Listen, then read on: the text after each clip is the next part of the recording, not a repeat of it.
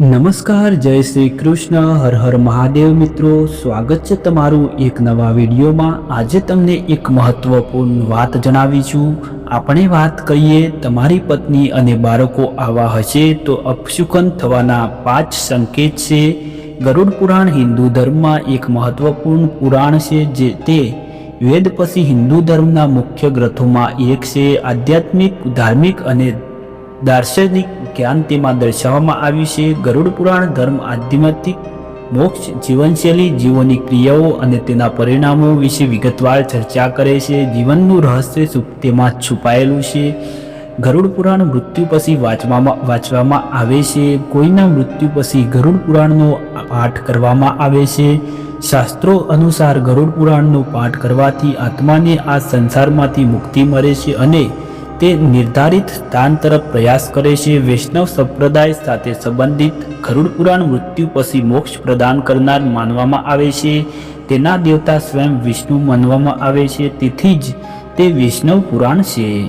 ગરુડ પુરાણ મૃત્યુ પછી મનુષ્યનું શું થાય છે તેની માહિતી આપે છે. તે મૃત્યુ પછી વ્યક્તિ કેવા પ્રકારની જાતિઓમાં જન્મ લે છે, ભૂત પ્રેતથી કેવી રીતે મુક્તિ મેળવી શકે છે, શ્રાદ્ધ અને પિતૃકર્મ કેવી રીતે કરવા જોઈએ અને નરકની ભયંકર પીડામાંથી કેવી રીતે મુક્તિ મેળવી શકાય છે વિશે જાણવામાં આવ્યું છે.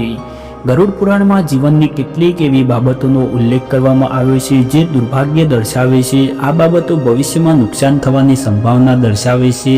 ગરુડ પુરાણમાં દુર્ભાગ્યના આ સંકેતો આપવામાં આવ્યા છે.